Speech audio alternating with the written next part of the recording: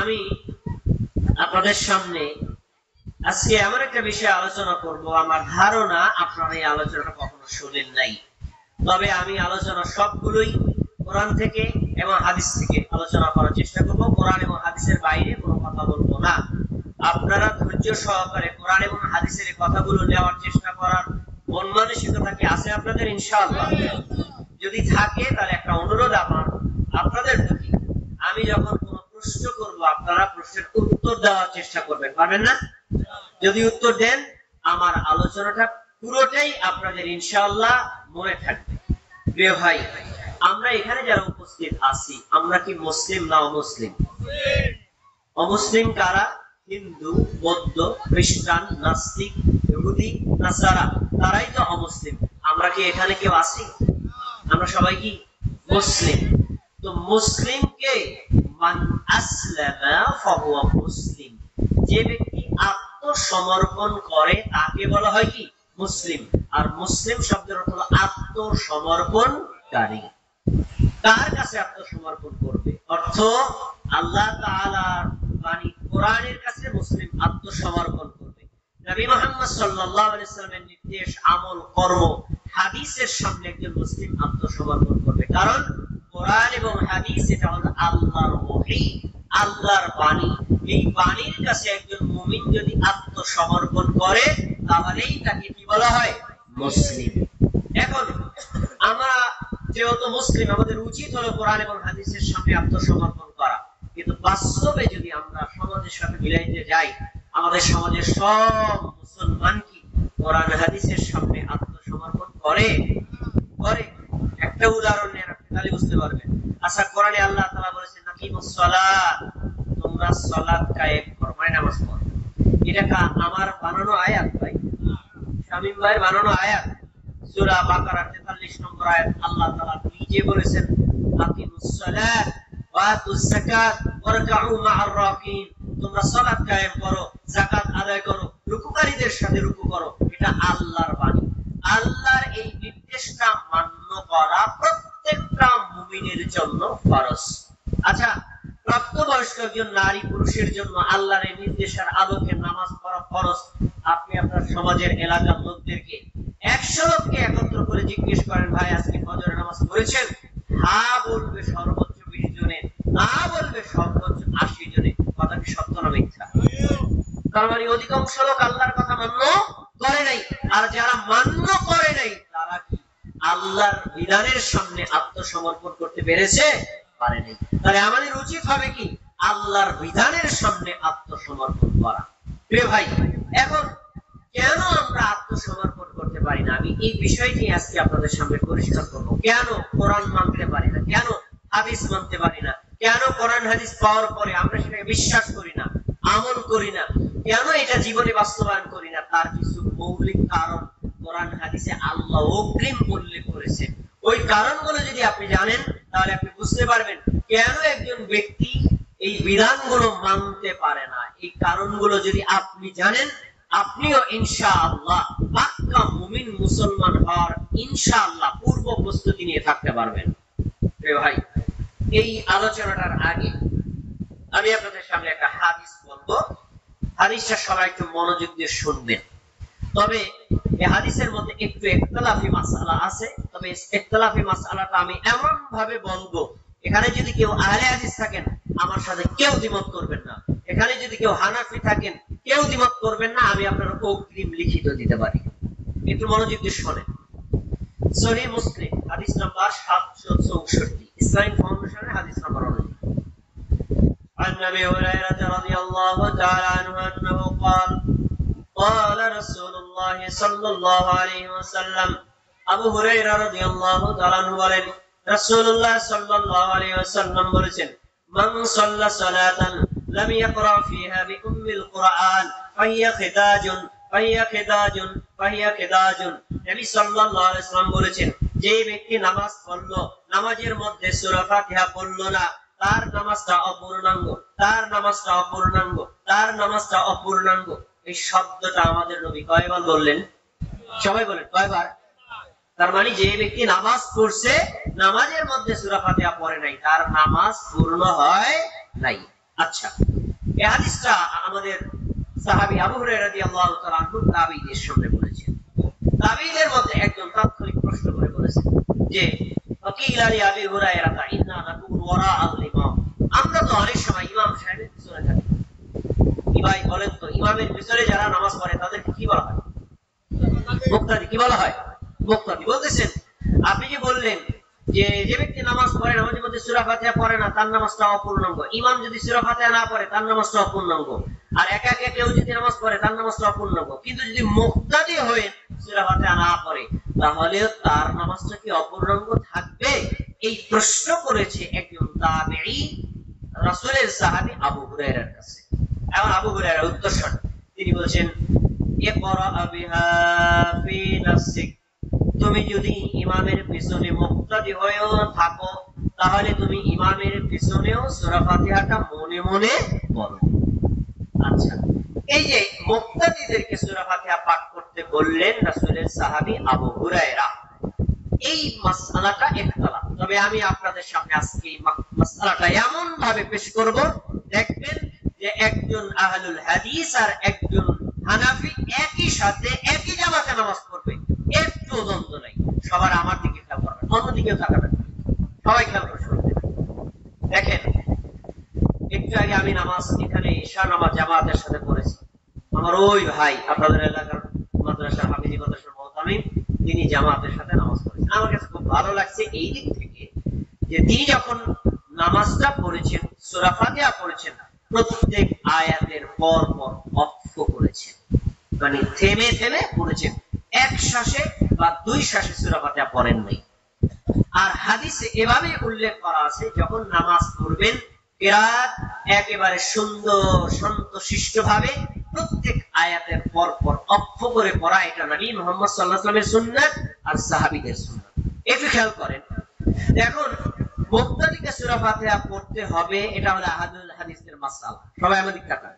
হানাফিদের মাসআলা মুক্তাদিকে সূরা ফাতিহা পড়া যাবে না। আমি দুই মাসআলাকে একত্র করে একটা সমাধান দিব, দেখবেন কোনো দ্বন্দ্ব নেই। কি? হানাফিরা মুক্তাদিকে সূরা ফাতিহা পড়তে না করার নিষেধের কারণ হলো, বলে ভাই ইমাম যে সূরা ফাতিহা পড়তেছে, সূরা ফাতিহা কি কোরআন না? বা কোরআন। তো কোরআন যদি কেউ পড়ে সেটা কি আপনার শোনা দায়িত্ব না? তার দায়িত্ব। তাহলে কোরআনেই তো আল্লাহ বলছেন ফাইযা কুরিয়াল কুরআনু ফাসতামিউ লাহু, যখন কেউ কোরআন পড়ে তুমি মনোযোগ দিয়ে শোনো। এখন যদি আপনি ইমাম সাহেব সূরা ফাতিহা আপনিও পড়েন তাহলে আপনি শুনবেন কিভাবে? এই জন্য হানাফি আলেমগণ বলেছেন না, মুক্তাদি যেহেতু আপনি ইমামের সূরা ফাতিহা পড়তেছেন, আপনি শুনবেন, আপনার পড়ার দরকার নাই।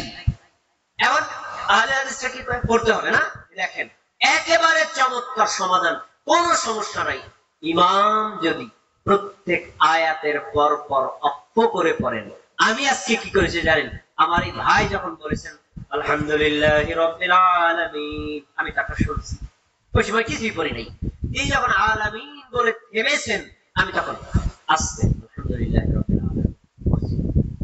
আবার যখন তিনি পরে আয়াতটা বলেন আর রহমানির রহিম, আমি তাকে শুনছি। এরপর যখন তিনি থেমে গেছেন, আমি তখন পড়ছি আর রহমানির রহিম। এবার আপনারা আমাদেরকে সবাই তাকায় বলেন, আমার কি ওই ভাইয়ের কিরাআতটা শোনা হয়েছে না হয় নাই? আর আমার পড়াটা হয়েছে না হয় নাই? এখন দ্বন্দ্বটা রইল কোথায়? বলেন তো, দ্বন্দ্বটা রয়েছে কোথায়? আমার পড়াও হয়েছে, শোনা হয়েছে, আলহামদুলিল্লাহ। এখন এর পরেও যদি কেউ না বলে না ইমাম সাহেবের কিরাআতটা আমি শুনবান করব না, আলহামদুলিল্লাহ পড়েন। এই যে ইখতিলাফপূর্ণ মাসআলা, এটা থাকবে মুসলমানদের মধ্যে। আপনি চাইলেও সারা পৃথিবীর মুসলমানদেরকে এক কাতারে নিয়ে আসতে পারবেন না। কি করতে হবে? ইখতিলাফে মাসআলায় আপনার কাছে কোরআন হাদিসের আলোকে গবেষণায় যেটা উত্তম মনে হবে আপনি সেটা আমল করবেন। এর বিপরীত যদি কোনো হাদিস থাকে, যদি এর উপর কেউ আমল করে, আপনি তাকে বলতে পারেন যে ভাই আমি হাদিসটা এইভাবে পেয়েছি, আমি আমল করি, কিন্তু তার সাথে আমার হিংসা, বিদ্বেষ, মারামারি, শত্রুতা, দলীয় গোলামি এগুলো কি থাকবে? কখনোই থাকবে না। এই নীতি যদি কেউ অবলম্বন করে, আমি গ্যারান্টি দিয়ে বলতে পারি আজকে শামীম ভাই একজন হানাফি লোক, তার স্টেজে যদি আমি আহলে হাদিস আলোচনা করতে পারি, তাহলে আহলে হাদিসের স্টেজেও একজন হানাফি আলেম আলোচনা করতে পারবে, তাতে কোনো সন্দেহ হবে না। আমরা এরকম সহ অবস্থান চাই না আমরা ঝগড়া বিবাদ চাই? কোনটা চাই? এটাই হলো ইসলামের মূলনীতি। ভাই আমাকে জোর দিয়ে বলেছেন ভাই আপনি কথা বলবেন যে মুসলমানরা কিভাবে ঐক্যের মধ্যে থাকবে। আল্লাহ তাআলা কোরআন মাজিদ কি বলেছেন, এই আয়াতটাও সাধারণ মানুষের মুখস্থ হয়ে গেছে।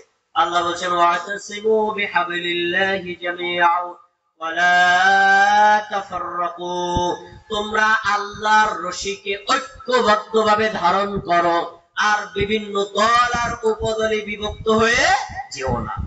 আয়াতে দুইটা আদেশ, একটা হলো পৃথিবীর যত মুসলমান আছে, আর ইংল্যান্ডের মুসলমান, সৌদি আরবের মুসলমান, বাংলাদেশের মুসলমান, আরবের মুসলমান, অনারবের মুসলমান, সব মুসলমান থাকবে এক, কখনো বিভিন্ন দলে উপদলে বিভক্ত হবে না। তাহলে ঐক্য থাকা এটা ফরজ, আল্লাহর আদেশ। বিভক্ত হওয়া এটা হারাম, আল্লাহর নিষেধ। দুইটা জিনিস কিন্তু, ঐক্য থাকা ফরজ আর অনৈক্য হওয়াটা কি হারাম। এখন ঐক্য কি সকল ক্ষেত্রে হবে না? ইসলামের বিষয়গুলো দুই ধরনের, একটা হলো মেইন মেজর আসল ইস্যু, এগুলোতে সব মুসলমান এক, কোনো পার্থক্য থাকতে পারবে না। আচ্ছা বলেন তো, হানাফি ঈমান আনবে একরকম আর আহলে হাদিসরা ঈমান আনবে অন্যরকম, এরকম কোন নীতি আছে? কোন নীতি আছে ভাই? কোন নীতি নাই। আহলে হাদিস ঈমান আনবে যেমন, হানাফিও ঈমান আনবে তেমন, শাফিও ঈমান আনবে তেমন। প্রত্যেক মুমিন মুসলমানের জন্য ইসলামের মৌলিক নীতির কোনো ভেদাভেদ নাই, কিন্তু আমল করতে গিয়ে কিছু কিছু বিষয়ে ইখতিলাফ আছে। তো যেই বিষয়গুলো ইখতিলাফ আছে, ওই বিষয়ে আপনাকে যেটা আপনার গবেষণায় উত্তম মনে আমল করবেন, কিন্তু বিপরীত যে আছে তার সাথে কখনো হিংসা, বিদ্বেষ, গীবত, পরনিন্দা, শত্রুতা পোষণ করা ইসলামে কোনো ধরনের বৈধ না। আমাদের দেশে এরকম শত্রুতা আছে না নাই? আর থাকার কারণেই আজ মুসলমানরা দুর্বল, অমুসলমানরা সবল। আমি একটা উদাহরণ দিয়ে আবার আলোচনার ভিতরে যাচ্ছি। আপনারা নাকি কয়জন এটা জানেন? ফরিদপুরে দুইজন মুসলমানকে পিটাইয়া মারছে, জানেন নাকি? এটা জানেন না? আপনি জানেন মুসলমানকে পিটাইয়া মারছে কারা? বলেন ভাই, কারা? না, দুইজন মুসলমানকে পিটাইয়া মারছে দুইজন হিন্দু। কারণটা বলে শেষ করছি। একটা প্রাইমারি স্কুল, স্কুলের কাজ চলতেছে, ওখানে কিছু শ্রমিক নিয়োগ করছে, শ্রমিকরা হলো মুসলমান, মানে মিস্ত্রি। আর পার্শ্ববর্তী এলাকা সবাই হিন্দু, পাশে আছে একটা মন্দির। তো মন্দিরে কি থাকে, ওনাদের মূর্তি থাকে না? তো ওই যে দশ হাতি যে মূর্তি, কালী মন্দির, কালী যে দেবতা, এই দেবতার গায়ে ওনারা দামি একটা শাড়ি পরাই দিচ্ছে, হিন্দুরা পরাই দিচ্ছে ওনাদের মানে পূজা উপলক্ষে। কে বা কারা এই মূর্তির এই গায়ের যে কাপড় আছে, কাপড়ে আগুন ধরে গেছে, কাপড়টা পুড়ে গেছে। এখন মূর্তির গায়ে যে কাপড় আছে, কাপড়টা যদি পুড়ে যায়, মূর্তিটা কি উলঙ্গ হয়ে যায় না? তো মূর্তিটা তো ওনাদের দেবতা, দেবতারে উলঙ্গ করছে, এটাতে ওনাদের আঘাত লাগছে না লাগে নাই ভাই? লাগছে না? লাগছে। এখন এই কাজ করছে কারা? ওনারা মাইন্ড করছে এই মিস্ত্রিরাই, কারণ ওনারা মুসলমান, এই মুসলমানরাই করছে। মানে এটা ওনাদের ধারণা, সত্য হতেও পারে নাও হতে পারে, এটা ওনাদের ধারণা, সত্য হতে পারে নাও হতে পারে। এই জন্য ওনাদেরকে রুমের মধ্যে আটকাইছে, এরপর ইচ্ছা মতো পিটাইয়া দুইজন জায়গায় মারা গেছে, একজন মারাত্মক ভাবে আহত অবস্থায় হাসপাতালে ভর্তি করছে। এবার একটু বলেন তো, মারছে কারা? কাদেরকে মারছে? বাংলাদেশে হিন্দু বেশি না মুসলমান বেশি? তারপরে মুসলমানদেরকে হত্যা করা হলো কেন? মুসলমানরা আজ দুর্বল, মুসলমানরা নিজেদের মধ্যে হিংসা, বিদ্বেষ, নিজেদের মধ্যে দলাদলি নিয়ে ব্যস্ত। এই জন্য মুসলমানদের হাতে মুসলমান মার খাচ্ছে। বলে সত্য না মিথ্যা? আমাদের কোন দলাদলির সুযোগ নাই। হানাফি, শাফি, হাম্বলি, মালিকি, আহলে হাদিস একই জামাতে নামাজ পড়ব। একজন হানাফি ইমাম হবে, আমি হব মুক্তাদি, আমি ইমাম হব, একজন হানাফি হবে মুক্তাদি। এভাবে যদি আমরা ভাই ভাই গায়ে গায়ে মিলে দ্বীনের উপর আমল করতে পারি, দ্বীনের প্রচার করতে পারি, ইসলামের শক্তি বাড়বে না কমবে? তাহলে আমরা এই মুসলমানদের মধ্যে দলাবলি ভেদাভেদ চাই না। সব মুসলমানকে আল্লাহ এক ঐক্যবদ্ধ ভাবে দ্বীনের উপর অটল অবিচল থাকার তৌফিক দান করুন, বলেন আমিন। আমি ওই ইখতিলাফি মাসআলাটা সমাধান দিয়ে দিয়েছি। এই ইখতিলাফি মাসআলাটা বলার জন্য আমি হাদিসটা বলি নাই। এবার আমার মূল কথা, সবাইকে আমার দিকে আবু হুরায়রা এরপরে আরেকটা হাদিস বলেছেন, হাদিসটা করছি চমৎকার হাদিস। তিনি বলেছেন বলেছেন শোনো ফাইন্নী সামিআতু রাসূলুল্লাহি সাল্লাল্লাহু আলাইহি ওয়াসাল্লাম ইয়াকুলু তুমি শোনো আমি আল্লাহর নবীকে বলতে শুনেছি ক্বাল আল্লাহু তাআলা আল্লাহ তাআলা বলেছেন আসলামতু সালাতা বাইনি ওয়া বাইনা আবদি নিসফাইন আমি আল্লাহ আমার বান্দা আর আমার মধ্যখানে নামাজটাকে দুই ভাগে ভাগ করেছি সবাই আমার দিকে তাকিয়ে শুনুন কথা সবাই চমৎকার হাদিস খেয়াল করে শুনেন আল্লাহ রাব্বুল আলামিন বলেছেন আমি আল্লাহ আর আমার বান্দা আল্লাহ এবং বান্দার মাঝখানে আমি নামাজটাকে দুই ভাগে ভাগ করেছি সবাই বলেন কি ভাগ করেছেন কয় ভাগে ভাগ করেছেন প্রথম ভাগ হলো আল্লাহর দ্বিতীয় ভাগ হলো বান্দার এবার নামাজটার ভাগটার বিশ্লেষণ দেখেন আল্লাহ তাআলা বলেন ইযা ক্বালাল আবদু আলহামদুলিল্লাহি রাব্বিল আলামিন কোন আল্লাহর বান্দা কোন আল্লাহর বান্দি যখন নামাজে দাঁড়ায় নামাজে দাঁড়িয়ে সূরা ফাতিহা পড়ে সূরা ফাতিহার প্রথম আয়াতটা যখন বলে আলহামদুলিল্লাহি রাব্বিল আলামিন সমস্ত প্রশংসা বিশ্বের প্রতিপালক কার জন্য বলেন আল্লাহর জন্য আয়াতটা যখন বান্দা বলে আল্লাহ বলেন হামিদানি আবদি আমার বান্দা আমার প্রশংসা করেছে সুবহানাল্লাহ প্রথম আয়াত পরের আয়াত যখন বান্দা বলে আর রহমানির রহিম আল্লাহ হলেন পরম করুণাময় অসীম দয়ালু قال الله تعالى আল্লাহ তাআলা বলেন আসনা আলাইয়া আবদি আমার বান্দা আমার গুণগান করেছে সুবহানাল্লাহ আয়াত গেল কয়টা গুনবেন সবাই গুনবেন পরের আয়াত বান্দা যখন বলে মালিক ইয়াউমিদ্দিন আল্লাহ হলেন বিচার দিবসের মালিক আল্লাহ তাআলা তখন বান্দার জবাবে বলে আসনা আলাইয়া আবদি ওয়া ফাওয়াদা ইলাইয়া আবদি ওয়া মাজ্জাদানি আবদি আমার বান্দা আমার মর্যাদা ঘোষণা করেছে সুবহানাল্লাহ আয়াত গেছে কয়টা সবাই বলেন কয়টা সূরা ফাতিহা মোট আয়াত কয়টা 7টা তিনটা গেছে এবার চতুর্থ আয়াত দেখেন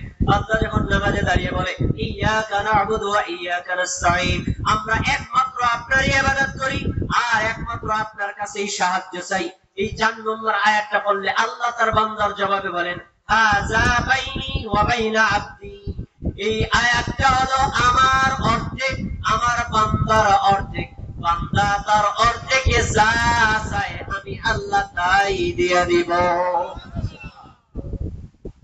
কতটুকু আল্লাহর কতটুকু বান্দার ইয়াকা না'বুদু আমরা একমাত্র আপনার ইবাদত করি এই আপনার মানে কি বলেন আল্লাহ আমরা কার ইবাদত করি এইটুকু হলো আল্লাহ এবার একটু খেয়াল করেন 3.5 আয়াত কার সম্পর্কে গেল এবার পরে 3টা আয়াত যখন বান্দা বলে ইহদিনাস সিরাতাল মুস্তাকিম হে আমাদের আল্লাহ আপনি আমাদেরকে সরল সঠিক রাস্তা দেখান হেদায়েত ইহদিনা মানে আমাদের হেদায়েত প্রদর্শন করেন কোন হেদায়েত সিরাতাল মুস্তাকিম ওই সিরাতাল মুস্তাকিমের রাস্তা আমাদেরকে দেখান সিরাতাল লাযিনা আন'আমতা আলাইহিম ওই রাস্তা দেখান যেই রাস্তায় চলার কারণে লোকদেরকে আপনি নিয়ামত দান করেছেন তারা কারা নবীগণ শহীদগণ সিদ্দিকগণ সালেহগণ এই 4 শ্রেণীর লোকেরা আপনার নিয়ামত পেয়েছে তাদের রাস্তায় আমাদেরকে চালান বলেন আমিন পরে গায়রিল মাগদুবি আলাইহিম ওয়ালাদ-দাল্লিন আল্লাহ যাদের উপর আপনি রাগ করে আছেন ইহুদি জাতি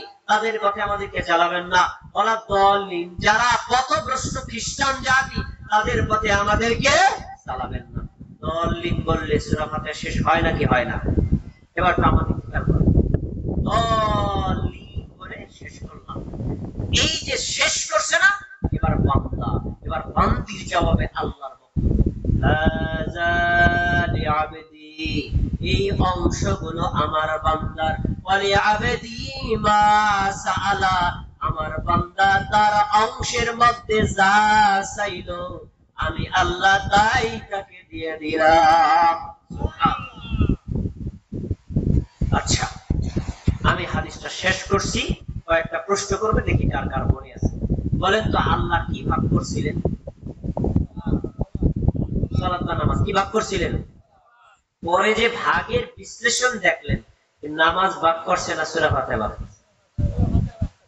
যদি নামাজ ভাগ করতো তাহলে আল্লাহ বলতেন প্রথম রুকু আমার দ্বিতীয় রুকু বান্দার প্রথম কিরাত আমার দ্বিতীয় কিরাত বান্দার প্রথম রুকু সিজদা আমার দ্বিতীয় সিজদা বান্দার প্রথম দোয়া আমার দ্বিতীয় দোয়া বান্দার এভাবে ভাগ করছেন তাহলে প্রথমে যে আল্লাহ বললেন আমি নামাজ ভাগ করছি পরে দেখা গেল নামাজ না ভাগ করছে সূরা কি ভাগ করলেন এর মিনিং হলো আল্লাহর দৃষ্টিতে সূরা ফাতিহা নামাজ নামাজই সূরা ফাতিহা এজন্য নামাজের মধ্যে মধ্যে সূরা ফাতিহা না পড়লে নামাজ পূর্ণ হয় না। আমি হাদিসটা বলেছি যেই কারণে আমার ভূমিকা শেষ। এবার আমি মূল বক্তব্যে যাওয়ার আগে একটা কথা খেয়াল করি, সবাই খেয়াল করেন। আচ্ছা বলেন, সব মুসলমান সূরা ফাতিহা পড়ে, কেউ বাদ নাই? সবাই পড়ে। হানাফিরা ইমাম হলে পড়ে, একাকী হলে পড়ে, মুক্তাদিরা পড়ে না। কিন্তু ইমাম হলে পড়ে তো, মুক্তাদি না হোক কিন্তু একাকী হলে পড়ে তো। আরে আরে হাদিসরা ইমাম হলে পড়ে, মুক্তাদি হলে পড়ে, একাকী হলে পড়ে তো। আচ্ছা যদি পড়ে, আল্লাহ তাআলা কি বলছেন? যে সূরা ফাতিহা পড়লো আর ইহদিনাস সিরাতাল মুস্তাকিম চাইলো, আমি আল্লাহ বললাম তোমাকে আমি সিরাতাল মুস্তাকিমের হেদায়েত দিয়ে দিলাম। কিন্তু কি আসলে সবাই হেদায়েত পায়? কেন পায় না? আল্লাহ তো দিয়েছে। এই যে কেন পায় না তার জবাবে আজকের বক্তব্য। আমি এখন ভূমিকা শেষ করছি, মূল বক্তব্যে যাচ্ছি। কেন পায় না? আরে সূরা ফাতিহা পড়ে হেও তো আল্লাহ বস্তরে হেদায়েত দিলাম যা। হানাফি সূরা ফাতিহা পড়ে আল্লাহ বস্তরে হেদায়েত দিলাম যা। কিন্তু কি আহলে হাদিস বলেন, হানাফি বলেন, শামগরি বলেন, মালিকি বলেন, সবাই কি হেদায়েত পায়? মুসলমানদের মধ্যে গোমরা নাই, পথভ্রষ্ট নাই, হেদায়েত থেকে বঞ্চিত লোক নাই, কুফরের মধ্যে নাই, শিরকের মধ্যে নাই, হেদায়েতের মধ্যে নাই, আছে কেন? এই কেন আর উত্তরে আজকে আমার বয়ান।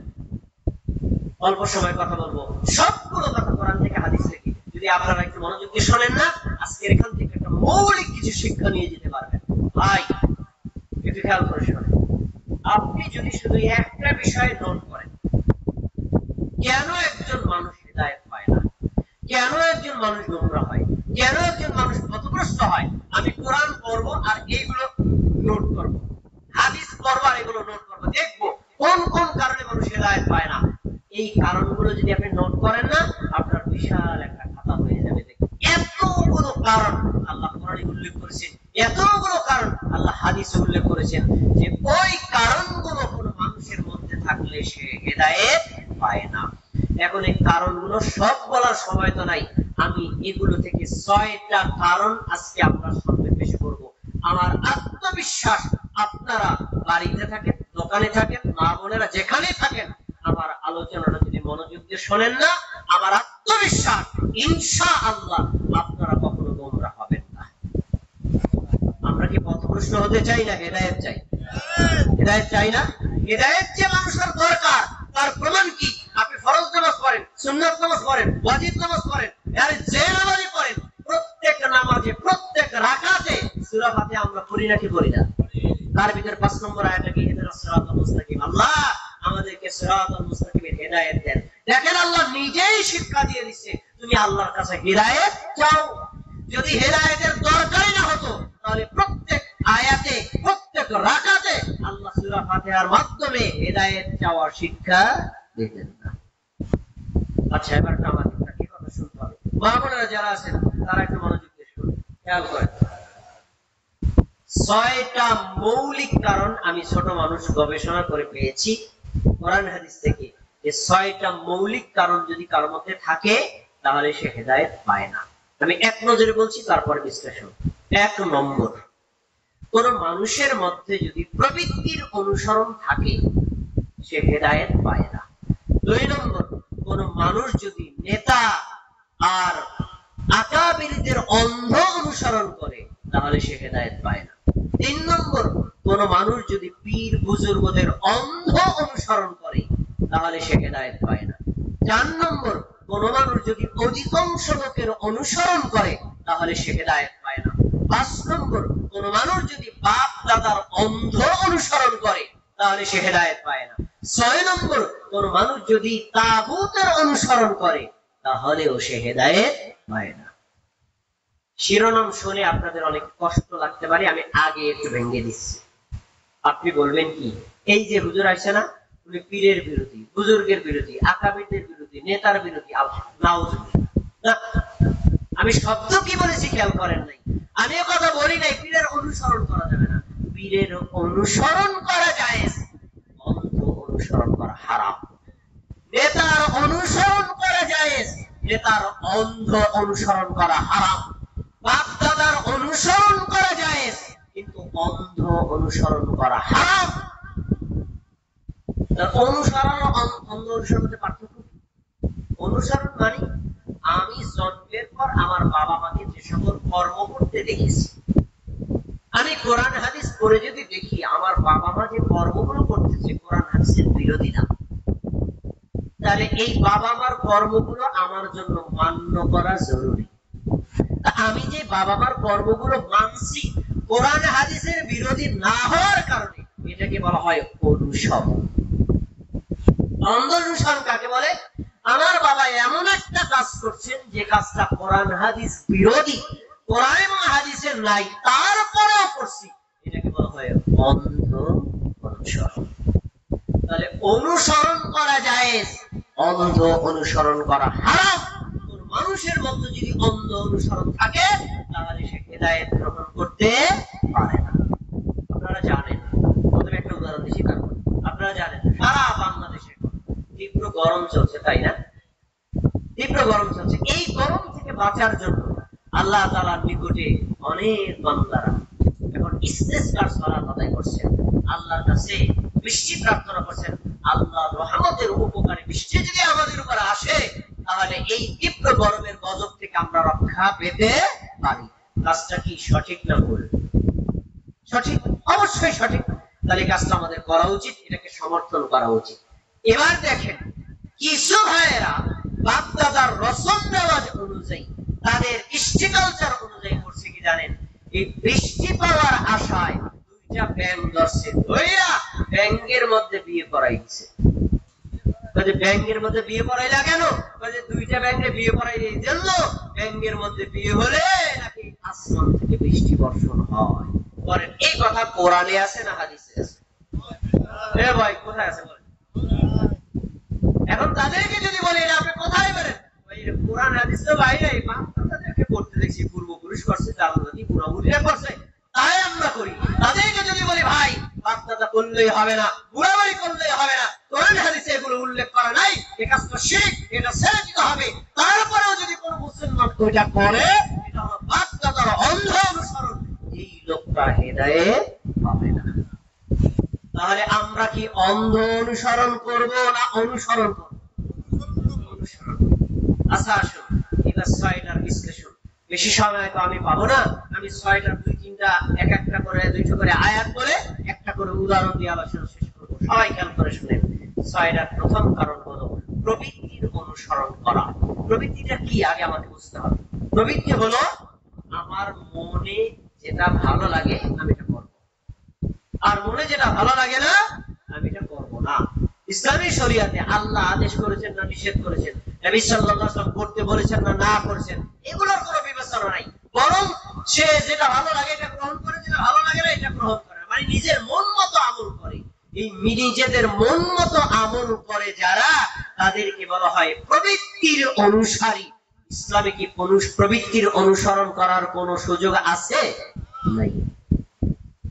দেখেন কোরআনের আয়াত, আল্লাহ রাব্বুল আলামিন সূরাতুস সাদ 26 নম্বর আয়াতে বলেন ওয়ালা তাত্তাবি'ল হাওয়া, তুমি কখনো প্রবৃত্তির অনুসরণ করবা না। ফায়ুদিল্লাকা আন সাবিলিল্লাহ, তুমি যদি প্রবৃত্তির অনুসরণ করো, প্রবৃত্তির অনুসরণ তোমাকে আল্লাহর রাস্তা থেকে সরিয়ে দিবে। আয়াতে স্পষ্ট প্রমাণ হয় কোন ব্যক্তি যদি প্রবৃত্তির অনুসরণ করে আল্লাহর রাস্তা থেকে, জান্নাতের রাস্তা থেকে সরে যাবে। জান্নাতের রাস্তা থেকে আল্লাহর রাস্তা থেকে সরে যায় কারা? হেদায়েত পায় যারা তারা, না গুমরা যারা তারা? তাহলে আয়াতে স্পষ্ট প্রমাণিত হয় প্রবৃত্তির অনুসারী হেদায়েত পায় না। আরেকটা আয়াত সূরা কসাসের 50 নম্বর আয়াতে আল্লাহ বলেন ওয়ামান আদাল্লু মিম্মান ইত্তাবা'a হাওয়াহু বিগাইরি হুদাম মিনাল্লাহ, ওই লোকটার চাইতে বড় গোমরা, বড় পথভ্রষ্ট আর কে হতে পারে? যে লোকটার কাছে আল্লাহর পক্ষ থেকে হেদায়েত আসার পরেও প্রবৃত্তির অনুসরণ। এবার আল্লাহর পক্ষ থেকে হেদায়েত কি? কোরআন। আল্লাহর পক্ষ থেকে হেদায়েত কি? নবীর হাদিস। কোরআনও পেলেন, হাদিসও পেলেন। কোরআন হাদিস পাওয়ার পরেও যে আপনি কোরআন হাদিস না মেনে আপনার মন মতো আমল করলেন, এটাই হলো প্রবৃত্তির অনুসরণ। প্রবৃত্তির অনুসরণ করলে করলে আল্লাহ তাকে বলেছেন সে সবচেয়ে বড় গোমরা। এরপরে আয়াতের পরের অংশ আল্লাহ বলেছেন ইন্নাল্লাহা লা ইয়াহদিল কওমাল যালিমিন, নিশ্চয় আল্লাহ জালিমদেরকে হেদায়েত করেন না। জালিম কারা? প্রবৃত্তির অনুসারী যারা তারা। জালিম কারা? পাপিষ্ঠ যারা তারা। তার মানে নিজের প্রবৃত্তির অনুসরণ করা এটা একটা পাপ। এই পাপে যারা জড়িত আল্লাহ বলেছেন এই জালিমদেরকে আমি হেদায়েত দান করি না। তাহলে বোঝা যায় প্রবৃত্তির অনুসারী হেদায়েত পায় না হেদায়েত থেকে বঞ্চিত হয়। আমরা কি হেদায়েত থেকে বঞ্চিত হতে চাই না আল্লাহর দেওয়া হেদায়েত পেতে চাই? যদি আল্লাহর দেওয়া হেদায়েত পেতে চাই তাহলে আজ থেকে আমাদের সিদ্ধান্ত নিতে হবে কোরআনের আয়াত, নবীর হাদিস, সেটা আমাদের সমাজে থাকুক অথবা নাই থাকুক, কেউ করুক অথবা নাই করুক, কেউ সাপোর্ট দেখ অথবা নাই দেখ, আল্লাহর বাণী যদি আমি পাই, হাদিস যদি আমি পাই, আমি এটাকে বিশ্বাস করব, এটাকে আমি আমল করব। তারও সমালোচনায় কোন ধরনের তোয়াক্কা করা যাবে। যদি আপনি এই সিদ্ধান্ত নেন হেদায়েত দেওয়ার মালিক কে? আল্লাহ। এবার একটা হাদিস বলছি এই টপিকসের, সুনানে আবু দাউদ হাদিস নাম্বার 4599। মুআবিয়া রাদিয়াল্লাহু তাআলা বলেন নবী সাল্লাল্লাহু আলাইহি ওয়াসাল্লামকে আমি নিজে বলতে শুনেছি, তিনি বলেছেন ওয়া ইন্নাহু সায়াখরুজু ফি উম্মতি আকওয়ামুন তাজারা বিহিম তিলকাল আহওয়া কামা ইয়াতাজারাল কালবু বিসাহিবিহি লা ইয়াবকা বিনহু ইরকুন ওয়ালা মাফসিলুন ইল্লা দাখালা। নবী সাল্লাল্লাহু আলাইহি ওয়াসাল্লাম বলেছেন অচিরেই আমার উম্মতের মধ্যে এমন একটা দল আসবে, তার মানে নবীর জামানায় ছিল না, পরে আসছে দল আসবে।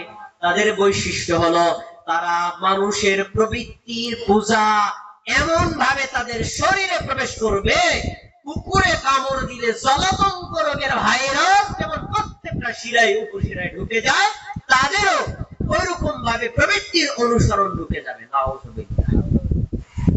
এখন এই হাদিসটার দ্বারা আমরা একটা শিক্ষা পাই, প্রবৃত্তির অনুসারীকে আমাদের নবী জলাতঙ্ক রোগের ভাইরাসের সাথে তুলনা করেছেন।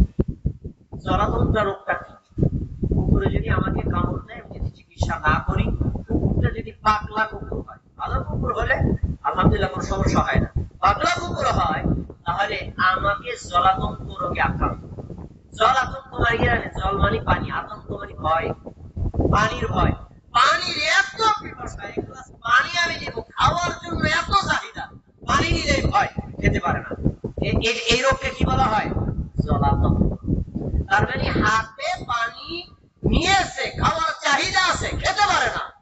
ঠিক এই কাজটাকে রাসূল সাল্লাল্লাহু আলাইহি ওয়াসাল্লাম করেছেন যে যারা প্রবৃত্তির অনুসারী তাদের সামনে কোরআন তুলে ধরবা, কোরআনের আয়াত পড়বে, বিশ্বাস করবে, দেখবে আছে, তারপরে বলতে পারবে না। হাদিস খুলবা, খুলে দেবা, তারপরে পড়বে, তারপরে মানতে পারবে না। কারা? প্রবৃত্তির অনুসারী যারা। আসেন এবার একটু উদাহরণ।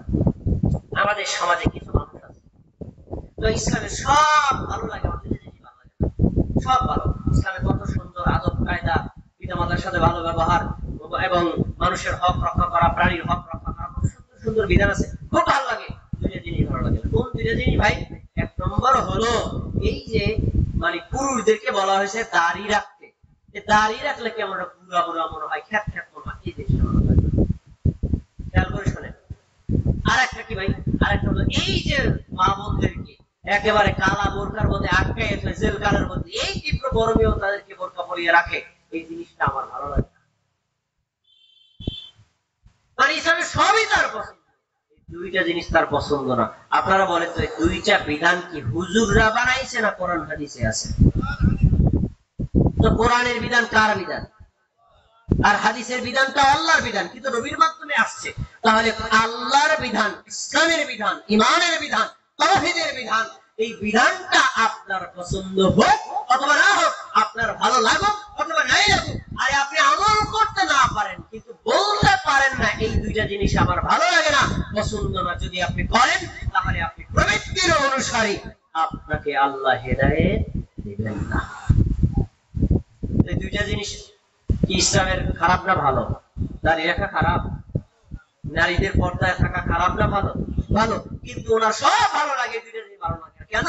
ওনার মনের চাহিদা। তাই মনের চাহিদা দিয়ে ইসলাম চলে না, তোমার পছন্দ অপছন্দ দিয়ে ইসলাম চলে না। ইসলাম চলে আল্লাহর বাণী কোরআন দিয়ে, ইসলাম চলে নবীর বাণী হাদিস দিয়ে। নবীর বাণীতে যদি থাকে, আল্লাহর বাণীতে যদি থাকে, তোমার পছন্দ হলেও যা, না হলেও তা, ওটা মান্য করা মুমিনদের জন্য কাজ। এক নম্বর কারণটা শেষ করে দিলাম।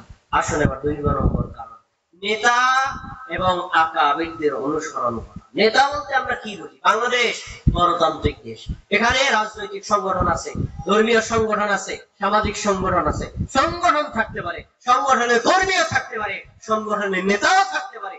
এগুলো ইসলামের সাথে সাংঘর্ষিক না। কিন্তু সংঘর্ষ কোন জায়গায়? আপনি যে নেতার অনুসরণ করেন, নেতা যদি কোরআনের আয়াতের বিরুদ্ধে বক্তব্য দেন, আপনি তা মেনে নেন। নেতা যদি হাদিসের বিরুদ্ধে বক্তব্য দেন, তারপরে আপনি মেনে নেন। কেন? আপনার নেতা তাই। এই যে নেতার অন্ধ অনুসরণ করে যারা, জাহান্নামে নিক্ষিপ্ত হবে তারা, তারা কখনো হেদায়েত পাবে না। শামীম ভাই একটা বিষয় আমাকে বলছিলেন যে ভাই এই বিষয়টা একটু বললেন। সূরা মাইদা 43, 44, 45, 46 নম্বর আয়াতগুলো তো, এগুলো তো কঠিন আলোচনা, এগুলো বললে অনেকের গায়ে লাগে। আল্লাহ তাআলা বলছেন, আমাল্লাম ইয়াহকুম বিমা আনসালাল্লাহ ফাউলাইকা হুমুল কাফিরুন ফাউলাইকা হুমুজ জালিমুন ফাউলাইকা হুমুল ফাসিকুন।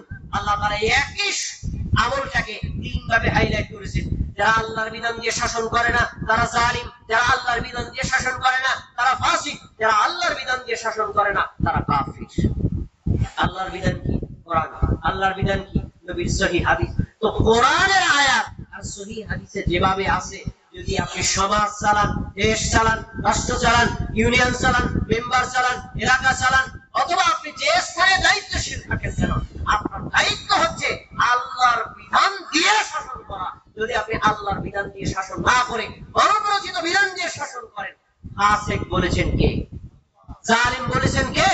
কাফির বলেছেন কে?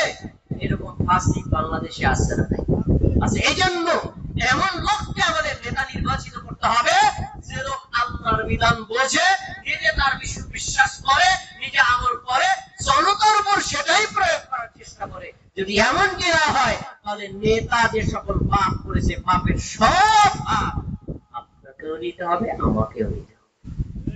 দেওয়া লাগবে না? কে লাগবে না? তাই এই বিষয়টাও কিন্তু আমাদের নজরদারি থাকা খুবই জরুরি। এখানে আমি যে কথাটা বলতে চাইলাম, নেতার অনুসরণ করতে পারবেন, কিন্তু নেতার অন্ধ অনুসরণ করতে পারবেন না। আরেকটা হলো, আমরা আমাদের সমাজে বড় হুজুর থাকেন, বড় আলেম থাকেন, বড় মুফতি থাকেন, বড় পীর সাহেব থাকেন, বড় বড় জ্ঞানী ব্যক্তিরা থাকেন। হ্যাঁ, এটা থাকবেন। তাদের থেকে আমরা দিন নিব, দিন শিখবো, মাসআলা জিজ্ঞেস করে আমল করব। কিন্তু বড় হুজুর, বড় আলেম, বড় মুফতি, বড় পীর সাহেব যদি কোরআনের বিরুদ্ধে ফতোয়া দেয়, মানা যাবে? হাদিসের বিরুদ্ধে ফতোয়া দেয়, মানা যাবে? কিন্তু আমাদের সমাজে কিছু মানুষ আছে যে তাদের এতটা অন্ধ অনুসারী, তার চোখের সামনে কোরআনের আয়াত খুলে দেখানো উপায়, আয়াত ঠিক আছে, হুজুর যেহেতু বলে নাই তাই আমল করা যাবে না। এমন লোক আছে না? নাই। শোনেন তাদের জন্য আয়াত, সূরাতুল আহজাব 66, 67, 68 নম্বর আয়াত। আল্লাহ বলছেন, ইয়াউমা তুকাল্লাবু ওজুহুহুম ফিন্নার ইয়াকুলুনা ইয়া লাইতানা। কিয়ামতের দিন কিছু মানুষকে চেহারা নিচের দিক দিয়ে, পা উপরের দিক দিয়ে জাহান্নামে নিক্ষেপ করা হবে। জাহান্নামে নিক্ষিপ্ত হওয়ার সময় তারা বলবে, ইয়া লাইতানা, হায় আমাদের জন্য আফসোস, আতা'নাল্লাহ, আমরা যদি আল্লাহর আনুগত্য করতাম, ওয়া আতা'নার রাসূলা, আমরা যদি রাসূলের অনুসরণ করতাম। তার মানে আল্লাহ এবং আল্লাহর রাসূলের অনুসরণ করলে আজকে চেহারা নিচের দিক দিয়ে, পা উপরের দিক দিয়ে অপমানিত হয়ে জাহান্নামে নিক্ষিপ্ত হওয়া লাগতো না। আফসোস করবে যারা আল্লাহর কথা মানে না, মানে কোরআনের কথা মানে না, যারা রাসূলের কথা মানে না, মানে হাদিস মানে না, তাদের ব্যাপারে বলা হয়েছে তাদেরকে চেহারা নিচের দিক দিয়ে, পা উপরের দিক দিয়ে জাহান্নামে নিক্ষেপ করা হবে। নিক্ষিপ্ত হওয়ার সময় আফসোস করবে, আয় হায়, আমি যদি কোরআন হাদিস মানতাম তাহলে এভাবে আমাকে শাস্তি দেওয়া হতো না। তারপর তার কি বলবে? খেয়াল করে শোনো।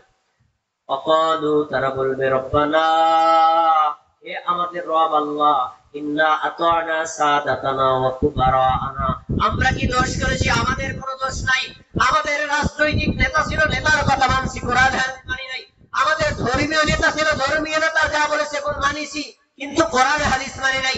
আমাদের সামাজিক নেতা ছিল, তারা যা বলছে মানছি, কিন্তু কোরআন হাদিস মানে নাই। এই রাজনৈতিক নেতা, ধর্মীয় নেতা, সামাজিক নেতা, এই নেতাগুলো আমাদেরকে কোরআন হাদিস মানতে দেয় নাই। আমাদের কোনো দোষ নাই, তাদেরকে শাস্তি দিবেন, আমাদেরকে মাফ করে দিবেন।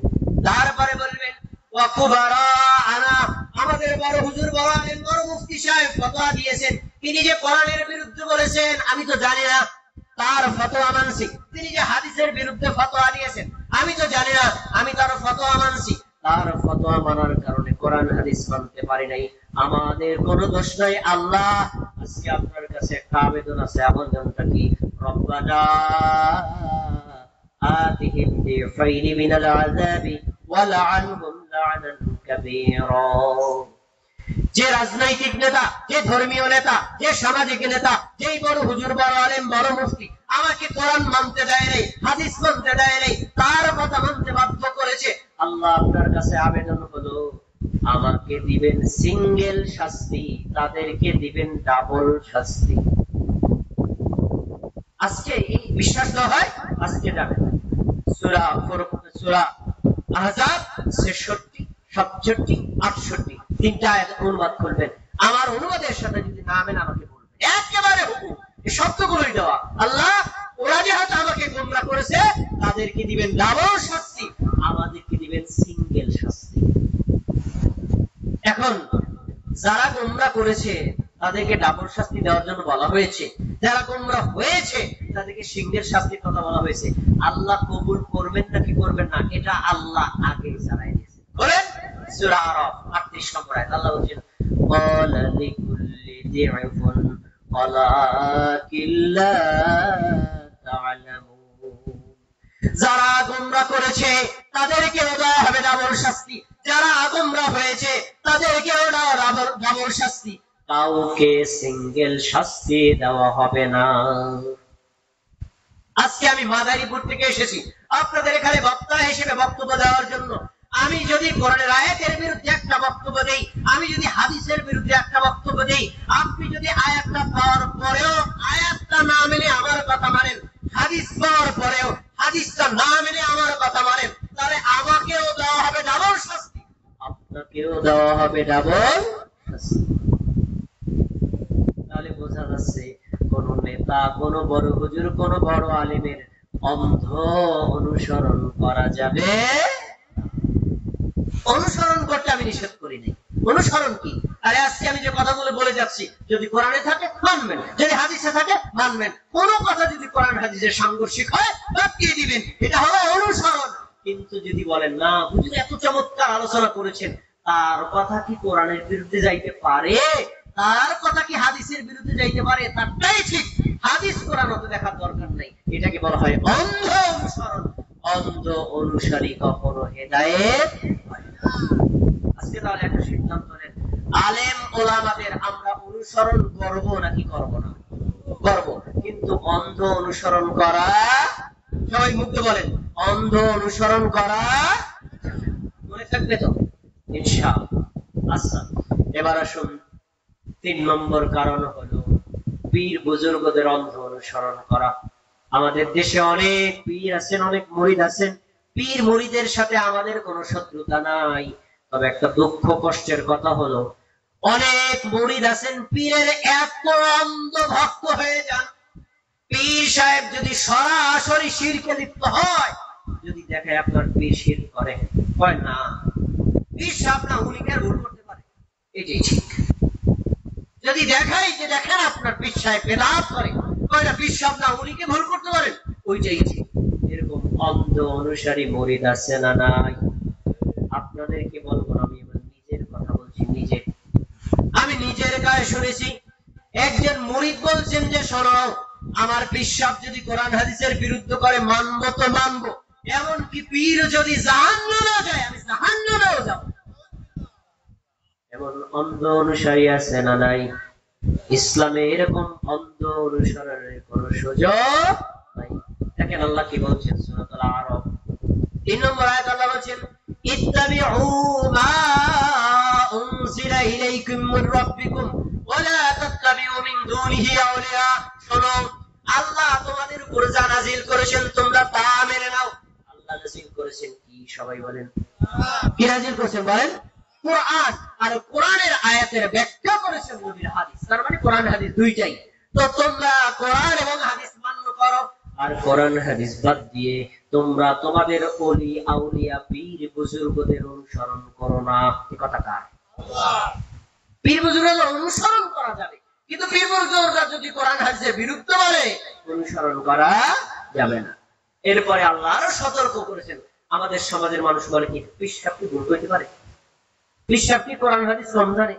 পীর সাহেব কি জেনে শুনে শিরক বিদআত করতে পারে, কুফরি করতে পারে? না, পীর সাহেব এটা করতে পারে না, তাইলে তার মানতে হবে। এরকম থিওরিতে যারা আছেন, কোরআনই বলছে পীর সাহেব ভুল করে। দেখেন সূরা তাওবা 34 নম্বর আয়াত আল্লাহ বলেছেন, ইয়া আইয়ুহাল্লাযীনা আমানু ইন্না কাসীরাম মিনাল আহবারি ওয়ার রুহবানি লা ইয়াকুলুনা আমওয়ালান নাসি বিল বাতিল ওয়া ইয়াসুদ্দুনা আন সাবিলিল্লাহ।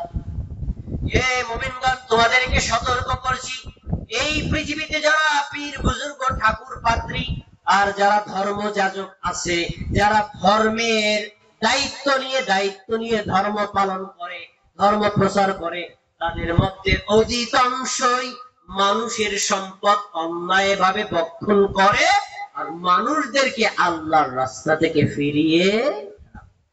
এ কথা কার? আমার কথা কার?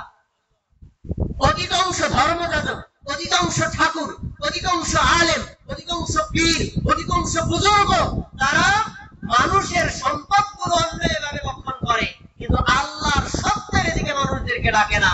কেন? তার পীর পূজা বন্ধ হয়ে যাবে তাই। কেন? তার পেট পূজা বন্ধ হয়ে যাবে তাই। কেন? তার পকেট পূজা বন্ধ হয়ে যাবে তাই। এরকম লোক আছে না নাই? আছে। দেখেন, আপনাদের একটা প্রশ্ন করি, উত্তর সবাই বুঝে শুনে দিবেন। আল্লাহ ছাড়া অন্য কাউকে সিজদা করা যায়? জায়েজ আছে? আল্লাহ তাআলা কোরআন মাজিদে বলেছেন, লা তাসজুদু লিশ-শামসি ওয়ালা লিল-কমারি। তোমরা চন্দ্রের সিজদা করবে না আর সূর্যকে সিজদা করবে না, বরং ওয়াসজুদু লিল্লাহিল্লাযী খালাকাহুন্না। চাঁদ সৃষ্টি করেছেন যিনি, সূর্য সৃষ্টি করেছেন যিনি, তোমরা তাকে সিজদা করো। বলেন তো, চাঁদ সূর্য সৃষ্টি করেছেন কে? তার মানে সিজদা পাওয়ার একমাত্র হকদার হলেন আল্লাহ। আরেকটা হাদিস তিরমিজিতে আছে, নবী সাল্লাল্লাহু আলাইহি ওয়াসাল্লাম বলেছেন, হে পৃথিবীর নারী জাতি শোনো, আমি তোমাদেরকে সতর্ক করে বলছি, যদি আল্লাহ ছাড়া অন্য কাউকে সিজদা করা বৈধ হতো, পৃথিবীর সব স্ত্রীদেরকে বলতাম তোমরা তোমাদের স্বামীদেরকে সিজদা করো, কিন্তু আল্লাহ ছাড়া অন্য কাউকে সিজদা দেওয়া জায়েজ নেই। এজন্য আমি কোন নারীকে বলি নাই তার স্বামীকে সিজদা করো। এই হাদিস কি বোঝায়? আল্লাহ ছাড়া অন্য কাউকে সিজদা করা যাবে? সবাই তো বলে, যুবক পারে পারেন আল্লাহ ছাড়া অন্য কাউকে সিজদা করা যাবে? কিন্তু আপনারা তো ইন্টারনেট চালান, বলেন তো বাংলাদেশে এমন ওই পীর আছে না নাই মুরিদের সিজদা নেয়? নাই? আর এমন মুরিদ আছে না নাই কবরে সিজদা করে, মাজারে সিজদা করে, পীরের দরগায় সিজদা করে, পীর সাহেবকে সিজদা করে? এমন মুরিদ বাংলাদেশে আছে না নাই? আরে ভাই, পীর সিজদা করে এটার ভালো পান, ভালো পান, খারাপ হলো আরো জঘন্য। পীর সাহেব যেই চেয়ারে বসতো, পীর সাহেব মরে কবরে চলে গেছে, সেই চেয়ারকে সিজদা দেওয়া মুরিদ বাংলাদেশে আছে, আছে না নাই? এখন এই মুরিদকে যদি দেখে জিজ্ঞেস করি, প্রিয় ভাই, প্রিয় বোন, আপনি বলেন তো এই চেয়ারটাকে আপনি সিজদা দিলেন কেন? সিজদা তো আল্লাহকে দেওয়া উচিত, আল্লাহ ছাড়া অন্য কাউকে সিজদা দিতে আল্লাহ নিষেধ করেছেন, নবী নিষেধ করেছেন। আল্লাহ নিষেধ করেছেন, আদেশ করেছেন, বিশ্বাস খারাপ জানেনি? বিশ্বাস যখন জীবিত ছিলেন আমি পীরের পায়ে সিজদা দিতে পীর মানা করে নাই, বরং পিঠের উপর হাত দোয়াই দিয়ে আমার উপর সন্তুষ্ট হয়েছে। তাহলে যদি এটা জায়েজ না হইতো, তাহলে আমার পীর কি করতো? কোরআন হাদিস বুঝি না, পীর সব যা করছে তাই করবো, এমন লোক বাংলাদেশে আছে নাই? এটাই বলা হয় অন্ধ অনুসরণ। এরকম পীর বুজুর্গদের অন্ধ অনুসারী যারা, হেদায়েত পায় না তারা। এরকম অন্ধ অনুসরণ করা যাবে? যাবে না। আমরা কি করব? একজন পীর, একজন বুজুর্গ ব্যক্তিকে সম্মান করব, শ্রদ্ধা করব, তাকে ভালোবাসবো, ধর্ম জানার জন্য তার কাছে প্রশ্ন করব, জানার পর যেটা কোরআন হাদিস অনুযায়ী হয় আমরা সেটা মানব, আমল করব। কিন্তু যখনই আমার কাছে স্পষ্ট হবে বিশ্বাবের এই ফতোয়াটা কোরআনের বিরোধী, পীরের ফতোয়া বাদ, কোরআন মানব। বিশ্বাবের এই ফতোয়াটা হাদিস বিরোধী, পীরের ফতোয়া বাদ, আমরা হাদিস মানব। এইভাবে যদি মানা হয় ইসলামে পীর মুরিদ আর তখন নাজায়েজ থাকে না। তাহলে আমরা কি পীর বুজুর্গকে আমি মানতে নিষেধ করছি? আপনাদেরকে মানতে নিষেধ করছি? মানবেন, কিন্তু অন্ধভাবে মান্য করা। আচ্ছা, এবার আসেন 4 নম্বর কারণ, খুবই গুরুত্বপূর্ণ। এই রোগে আক্রান্ত এখানে অনেক ভাইরাস। কি? অধিকাংশ লোকের অনুসরণ করা। আমরা কথায় কথায় রেফারেন্স দিই, সমাজের অধিকাংশ মানুষ যা করে তাই করতে হবে, সমাজের অধিকাংশ লোক যেদিকে চলে সেদিকে চলতে হবে। এর পক্ষে আমরা জাল হাদিস বানাইছি। 40 জন আছে যেখানে, আল্লাহও থাকে সেখানে। শুনছেন না শোনেন নাই? ভুয়া কথা, না আছে কোরআনে না আছে হাদিসে। তো 10 জন যেদিকে, আল্লাহও থাকে সেদিকে, এরকম বলে নাকি বলে না? টোটাল মিথ্যা কথা ভাইয়া। অধিকাংশ লোক যা করে তা করতে হবে, এটা কোরআনেও নাই, হাদিসেও নাই। বরং কোরআন হাদিসে তার বিপরীত কথা আছে। ভাই, সংখ্যা গরিষ্ঠতা সত্যের মাপকাঠি নয়, সংখ্যা লঘিষ্ঠতাও সত্যের মাপকাঠি নাই। কোরআন হাদিস যেখানে, আমরা থাকবো সেখানে, আর অধিকাংশ লোক যেখানে, ওদিকে যাওয়া যাবে না। এটা ইসলামের কোন নির্দেশ? বিশ্বাস হয় না? কোরআনের আয়াত করে আপনি আমি যে রেফারেন্স গুলো দিচ্ছি রেকর্ড করে নেন, বাসায় গিয়ে আয়াতগুলো মিলাবেন, দেখবেন আয়াত মিলে নাকি। সূরা নাহল 36 নম্বর আয়াত করে দেখেন, আল্লাহ কি বলছেন? আমা ইয়াত্তাবিউ আকসারুহুম ইল্লা যান্নান ইন্নাল যান্না লা ইউগনি মিনাল হাক্কি শাইআ। পৃথিবীর অধিকাংশ মানুষগুলো ধারণার অনুসরণ করে, কিন্তু লোকগুলো জানে না ধারণা কখনো মানুষকে সত্যের সন্ধান দিতে পারে না। পৃথিবীর অধিকাংশ মানুষ কোরআনের অনুসরণ করে না, হাদিসের অনুসরণ করে না, আল্লাহর অনুসরণ করে না। অধিকাংশ মানুষ ধারণার অনুসরণ করে। সবাই যেহেতু করে, এরকমই হবে। সবাই যেহেতু বলে, তাহলে এটাই হবে। এই সবাই যা করে, সবাই যা বলে, এই ধারণার উপর অনুসরণ করে অধিকাংশ লোক। এজন্য আল্লাহ বলেছেন, ধারণা দিয়ে ধর্ম পালন করা যাবে না। এরকম ধারণার বশত অধিকাংশ লোক যা করে তার করতে হবে, এমন লোক আছে না? হিন্দুদের মধ্যে আছে, খ্রিস্টানদের মধ্যে আছে, বৌদ্ধদের মধ্যে আছে, মুসলমানদের মধ্যে আছে। কয়েকদিন আগে, হয়তো 10 দিন আগে, আমি একটা ফার্মেসিতে গেছি। ফার্মেসির যিনি ফার্মাসিস্ট, তিনি একজন হিন্দু। সবাই খেয়াল করে শোনেন, উনি একজন হিন্দু।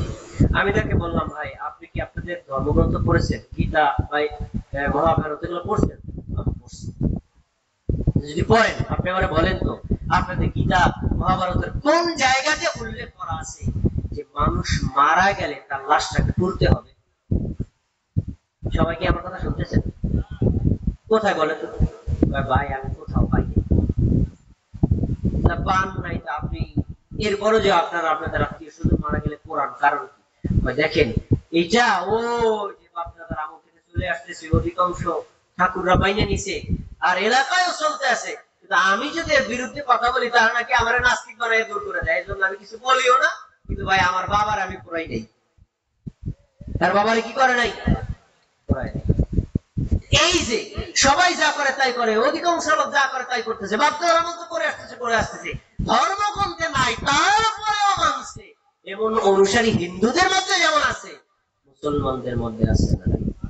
জানা থাকা দরকার, সংখ্যাগরিষ্ঠ লোক দিয়ে ধর্ম পালন করা যাবে না। ধর্ম পালন করতে হবে কোরআন হাদিস দিয়ে। এমনকি এই বিধানটা শুধু সাধারণ মুসলমানদের জন্য না, বরং নবী রাসূলদের জন্য এই বিধান। সূরা নাম 116 নম্বর আয়াত, 117 নম্বর আয়াত, আয়াত দুটো পড়ে দেখেন আল্লাহ কি বলেন? ওয়াইন তুতি আকসারা মান ফিল আরদি ইউদিল্লুকা আন সাবিলিল্লাহ। নবী মুহাম্মদ সাল্লাল্লাহু আলাইহি সাল্লাম, তুমি যদি পৃথিবীর অধিকাংশ লোকের কথা মেনে চলো, তাদের আনুগত্য করো, তাদের বিশ্বাসে বিশ্বাস করো, তাদের আমলে আমল করো, তাহলে জেনে রাখো ইউদিল্লুকা আন সাবিলিল্লাহ, তারা তোমাকে আল্লাহর রাস্তা থেকে সরিয়ে দিবে। কেন? ইয়াত্তাবিউনা ইল্লা যান্না ওয়া ইনহুম ইল্লা ইয়াখরুসুন। পৃথিবীর অধিকাংশ লোক ধারণার অনুসরণ করে আর আন্দাজে কথা বলে। ধারণা আর আন্দাজ ইসলামের কোন দলিল না। ইসলামের দলিল হলো কোরআন, ইসলামের দলিল হলো হাদিস। কোরআন আর হাদিস অনুযায়ী যদি কেউ কথা বলে, সে যদি পৃথিবীর মধ্যে একজন মানুষ হয়, তার কথাই মানতে হবে।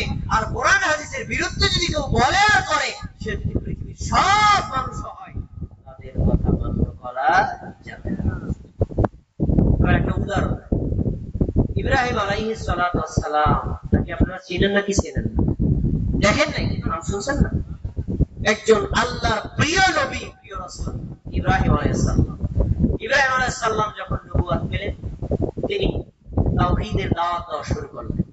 খেয়াল করে শুনুন, ইব্রাহিম আলাইহিস সালামের জামানায় তিনি একা ছিলেন তাওহীদবাদী, আর পৃথিবীর সব মানুষ ছিল মুশরিক। কবর পূজারী, পীর পূজারী, ব্যক্তি পূজারী, দল পূজারী, স্থান পূজারী, মূর্তি পূজারী, এই পূজা দিয়ে ভরে গেছে। এক আল্লাহর ইবাদতকারী ব্যক্তি ছিলেন কে বলেন? ইব্রাহিম আলাইহিস সালাম। ঘটনা আপনাদের জানা আছে, আমি একটু মনে করাই দিচ্ছি। তো ইব্রাহিম আলাইহিস সালামের বাবা নিজে আজর, সেও ছিল মূর্তি পূজারী। তখন বাবারে বুঝাইছে, বাবা তুমি যে নিজ হাত দিয়ে যেটারে বানাও, আমার এটার সিজদা করো, এটা কি তোমার কমন সেন্সে ধরে না? তখন বাবা রেগে গেছে, এই বেটা তুই বা কি করছিস, আপনারা মন্ত্রী করে আসতে করা যাবে না মানে? তখন ইব্রাহিম আলাইহিস সালাম মানুষদেরকে বোঝানোর জন্য একটা কৌশল করছে। ওনাদের যে মূর্তি পূজা হয় না, এই পূজার আগের দিন মন্দিরে গিয়া একটা কুড়াল নিয়ে ছোট মূর্তি সবগুলো ভাঙছে, লাইনটা কুড়ালটারে বড় মূর্তির সামনে ঝুলাই দিয়ে আয় বসে। সকালবেলা সবাই মূর্তি পূজা করতে যায়, দেখে কি এখন মাহবুব ছোটগুলো সব গেড়ি গুড়ি সব ভেঙে গেছে। একজন বড় যেটা, এটার কান্দে কুড়াল আছে।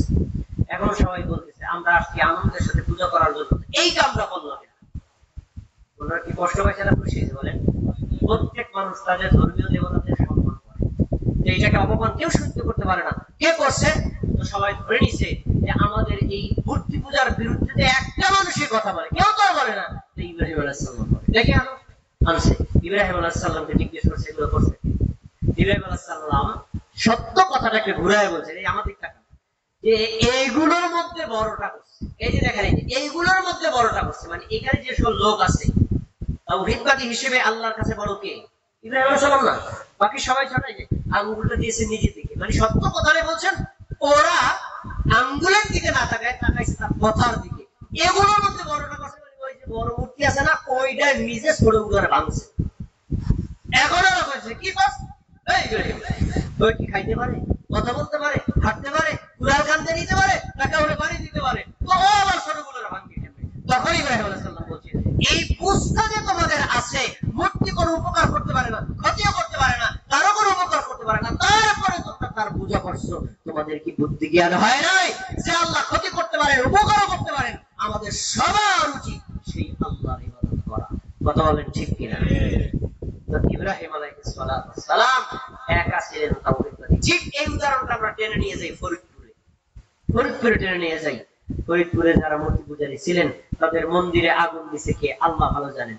তো যেই দশাতে মন্দিরে যে মানে কালী যে দেবতা ছিল, সেই দেবতার কাপড় পুড়ে গেল, শাড়ি পুড়ে গেল, উলঙ্গ হয়ে গেল। এখন তারা রাগ করছে, আমাদের দেবতার অপমান করছে, এজন্য দুজন মুসলমানকে হত্যা করছে।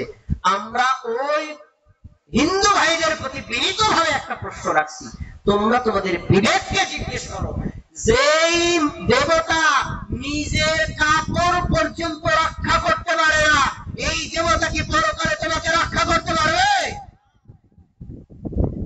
বিবেকটাকে খাটাইয়া ইবাদত করো না। ঠিক এই কথাটা নিয়ে যান, যারা কবরে সেজদা দেয়, মাজারে সেজদা দেয়, কবরের কাছে ধন্না দেয়, কবরের কাছে ছেলে যায়, কবরের কাছে মেয়ে যায়, তাদের কাছে জিজ্ঞেস করি, কবরস্থ ব্যক্তি নিজেই তো তার মৃত্যু ঠেকাতে পারে নাই, সে আপনাকে কিভাবে ছেলে মেয়ে দিবে বলেন? তাহলে বোঝা যাচ্ছে একজন মানুষের উচিত এক আল্লাহর ইবাদত করা। ইবাদতের ক্ষেত্রে সংখ্যাগরিষ্ঠতার রেফারেন্স দেওয়া দেওয়া। আমি ইব্রাহিম আলাইহিস সালামের উদাহরণ কেন আনছি? সূরা নাহলের 120 নম্বর আয়াতটা বলে দেখেন, আল্লাহ কি বলছেন? ইন্না ইব্রাহিমা কানা উম্মাতান কানিতাল লিল্লাহি হানিফা। আল্লাহ তাআলা বলছেন ইব্রাহিম আলাইহিস সালাম একাই ছিলেন আল্লাহর জন্য নিবেদিত একটা জাতি, তিনি শিরকে লিপ্ত ছিলেন না। এখন আমার দিকে তাকান, আমরা কি জানি? বাঙালি জাতি, তাই না? আমরা আমাদের আরেকটা পরিচয় হলো আমরা মুসলিম জাতি। কি জাতি বলেন? আচ্ছা, যদি বলি মুসলিম জাতি, একজন বুঝায় না বেশি লোক বুঝায়? আর যদি বাঙালি বলি, একজন বুঝায় নাকি বেশি লোক বুঝায়? শব্দটা এক বছর, কিন্তু অর্থটা কি? কয় বছর? এখন আল্লাহ তাআলা ইব্রাহিম আলাইহিস সালাম মাত্র একজন ব্যক্তি, তাকে বলেছেন একটা জাতি। আর ইব্রাহিম আলাইহিস সালামের বিপরীতে পৃথিবীর সব মানুষ মুশরিক, আল্লাহ তাদেরকে জাতি বলেন নাই। কেন? আল্লাহর দৃষ্টিতে সংখ্যা গরিষ্ঠতার কোনো মূল্য। ইব্রাহিম আলাইহিস সালাম তাওহীদের উপর ছিলেন, হকের উপর ছিলেন। আজকে এই পুরো নড়াইল জেলার মধ্যে একজন মানুষ যদি তাওহীদ করতে থাকে, একজন মানুষ যদি কোরআনের উপর আমল করে, একজন মানুষ যদি হাদিসের উপর আমল করে, পুরো নড়াইল জেলার সব মানুষ যদি তার বিরুদ্ধে চলে যায়, আল্লাহর কাছে সব মানুষের কোনো দাম নাই। সেই লোকটা কোরআন হাদিস মানে, তাকেই আল্লাহ মূল্যায়ন করেছেন। আলহামদুলিল্লাহ। এবার একটু উদাহরণ দিই, তাহলে বুঝতে সুবিধা হবে। এই হাদিস আপনাদের মুখস্থ, হাদিস বলবো না, দেখেন মনে আছে কিনা। ইহুদি জাতি তাদের ধর্ম নিয়ে ৭১টি দলে ভাগ হয়েছিল। এক দল গিয়েছিল জান্নাতে, জাহান্নামে গিয়েছিল কয় দল? ৭০ দল। কয় দল? খ্রিস্টান জাতি তারা তাদের ধর্ম নিয়ে ৭২ দলে বিভক্ত হয়েছিল। এক দল গিয়েছিল জান্নাতে, বাকি ৭১ দল কোথায় গিয়েছিল? জাহান্নামে। পরে হাদিস আমরা কি জানি না, অচিরেই আমার উম্মত ৭৩টি দলে বিভক্ত হবে, কুল্লুহুম ফিন্নার, সব দল যাবে জাহান্নামে, একটা দল যাবে জান্নাতে। তো বলেন তো ৭৩ দলের মধ্যে জান্নাতি কয় দল? যুবক ভাইয়েরা একটু মেধাটা খাটায় কথাটা বোঝেন। ৭৩ দলের মধ্যে জান্নাতি কয় দল? জাহান্নামী কয় দল? তাহলে জাহান্নামী বেশি না জান্নাতি বেশি? তা আপনি যদি বলেন বেশি লোক যা করে তাই করবো, বেশি লোক যা বলে তাই বলবো, অধিকাংশ লোক যেদিকে যায় সেদিকে যাও, অধিকাংশ লোক যা বলে তাই মানবো, তাহলে আপনি জাহান্নামীদের দলের অনুসারী। একথা কখনো বলা যাবে না অধিকাংশ লোক যা করে তাই করব। বলতে হবে কোরআন হাদিস যদি যেভাবে আমল করতে বলা হয়েছে সেভাবে করব, কোরআন হাদিস যেটা করতে বলা হয়েছে তা করব, কোরআন হাদিস যদি করতে না বলা হয় আমরা তা কখনো করব না। সমাজের লোক বললেও করব না, আর বললেও সেটা, এটা ইসলামী শিক্ষা। কিন্তু তারপরেও কিছু মানুষ আছে সংখ্যাগরিষ্ঠতার দোহাই দিয়ে কোরআন হাদিস মানতে চায় না। যারা সংখ্যাগরিষ্ঠতা দিয়ে দোহাই দিয়ে কোরআন হাদিস মানে না, আল্লাহ তাদেরকে হেদায়েত দিবেন না। আমি পরের দুইটা আলোচনা করে শেষ করছি, এরপর প্রধান বক্তা আলোচনা খুব মনোযোগ দিয়ে পরের দুইটা পয়েন্ট আপনাকে শুনতে হবে। এই পরের দুইটা পয়েন্টের সাথে আমরা এখানে অনেকেই জড়িত আছি। পঞ্চম কারণ, বাপ দাদার অন্ধ অনুসরণ করা। ভাই, আমরা সবাই বাপদাদার সন্তান। পূর্বপুরুষদের থেকে আমরা অনেক কিছু পাই। এই পূর্বপুরুষদের থেকে প্রাপ্ত বিষয়গুলো যেগুলো সঠিক আর ভালো, এগুলো আমরা আমল করব, প্রচার করব। কিন্তু বাপদাদা পূর্বপুরুষদের মধ্যে কোন কাম যদি কোরআনের বিরুদ্ধে হয়, হাদিসের বিরুদ্ধে হয়, শিরক হয়, বেদাত হয়, কুফর হয়, নেফাক হয়, তাহলে আমরা বাপদাদার দোহাই দিয়ে ওই আমলটা করব না, বরং আমরা বাপদাদার জন্য দোয়া করব, আল্লাহ ক্ষমা করো, আর আমরা ওই ভুলটাকে বাদ দিয়ে সঠিকটা আমল করব। এটাই হলো ইসলামের নির্দেশ। কিন্তু এই ইসলামের নির্দেশ মানে কি? অনেক মানুষ আছে তার ধারে কাছেও ঘরে না। দেখেন এই নীতি ছিল কাদের? এই নীতি ছিল কাফেরদের, এই নীতি ছিল মুশরিকদের, এই নীতি ছিল বেঈমানদের। কাফের মুশরিকরা বাপ-দাদা দোহাই দিত, কোরআন হাদিস মানত না। আল্লাহ কোরআনে উল্লেখ করেছেন, সূরা বাকারা বলেন 170 নম্বর আয়াত, আল্লাহ বলেছেন ওয়া ইযা কিলা লাহুম ইত্তাবিউ মা আনজালাল্লাহ, তাদেরকে যখন বলা হতো আল্লাহ যা নাযিল করেছেন তোমরা তার অনুসরণ করো, ক্বালু, তারা বলতো বাল নাত্তাবিউ মা আলফাইনা আলাইহি আবাআনা, কোরআন হাদিস মানতে আমরা রাজি না, আমাদের বাপ দাদাদেরকে 360টা মূর্তির পূজা করতে দেখছি না, ওইটাই করব। কোনো কথা নাই, কোরআন হাদিস মানতে রাজি না, বাপ দাদারে পূজা করতে দেখছি না, পূজাই করে। এ কথা বলতো কারা? মুমিন মুসলমান না কাফেররা? কারা? আল্লাহ তাদেরকে বলছেন আওয়ালাউ কানা আবাউহুম লা ইয়াকিলুনা শাইআন ওয়া লা ইয়াহতাদুন, এই তোমাদের বাপ দাদারা যদি জ্ঞানী না হয়, বাপ দাদারা যদি মূর্খ হয়, তাহলে হিদায়াত প্রাপ্ত না হয়, তারপরেও কি তাদের অনুসরণ করবা?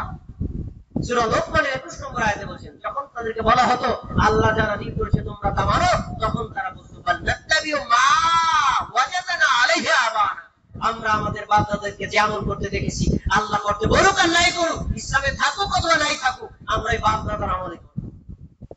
আল্লাহ বলেন আওয়ালা কানা শাইতানু ইয়াদউহুম ইলা আযাবিস সাঈর, এরা কি জানে না বাপ দাদার দোহাই শিখিয়ে দিয়ে শয়তান তাদেরকে জ্বলন্ত আগুনের দিকে নিয়ে যাচ্ছে? এরা কি তারা জানে না? তাহলে বাপ দাদার দোহাই দিয়ে আমল করা, এটা ছিল কাদের নীতি? কাফের মুশরিকদের নীতি। একটা হাদিস আপনাদের কাছে প্রসিদ্ধ জানা আছে, আমি হাদিসটা আপনাদেরকে বলে আমি প্রসঙ্গটা শেষ করছি, সবাই খেয়াল করে শুনেন। নবী সাল্লাল্লাহু আলাইহি সাল্লামের নাম কি? সবাই বলেন, আমাদের নবীর নাম কি? সবাই বলেন কি নাম? মুহাম্মদ সাল্লাল্লাহু আলাইহি ওয়াসাল্লাম। তার বাবার নাম কি? আব্দুল্লাহ। এবং তার আপন দাদার নাম হলো আবু তালিব। আবু তালিবের নাম শুনছেন না শোনেন নাই? আবু তালিব কি মুসলমান না কাফের? আবু তালিব মুসলমান না কাফের? কাফের। কাফের মুশরিক অবস্থায় তার মরণ হয়েছে, এজন্য আবু তালিব গেছে জাহান্নামে। ঘটনাটা শোনেন। আবু তালিব যখন অসুস্থ হলেন, সহিহ বুখারী 1360 নম্বর হাদিস, আমাদের নবী আবু তালিবকে দেখতে গেছেন, আপন চাচাকে দেখতে ঘরে গেছেন। ঘরে যাওয়ার পরে দেখছেন আবু তালিবকে দেখতে আসছে দুইজন কাফের লিডার। একজনের নাম আবু জাহাল। আবু জাহেল কি কাফের না মুমিন? কাফের। কাফের তো কাফের, কাফেরদের লিডার, নেতা। আব্দুল্লাহ ইবনে আবু উমাইয়া আরেকজন আছে তার সঙ্গে, আব্দুল্লাহ ইবনে আবু উমাইয়া, উনিও কাফের। খেয়াল করেন, সবাই আমার চিন্তাকে কথা শুনুন। এবার গিয়ে আপন চাচাকে বলছে, ইয়া আম্মি, হে আমার চাচা, কুল লা ইলাহা ইল্লাল্লাহ, আপনি একটু লা ইলাহা ইল্লাল্লাহটা বলেন। মানে কি? কালেমা তৈয়বা। কি বলেন? কি আপনি কালেমা তৈয়বা লা ইলাহা ইল্লাল্লাহ, এই তাওহীদের বাক্যটা একটু বলেন।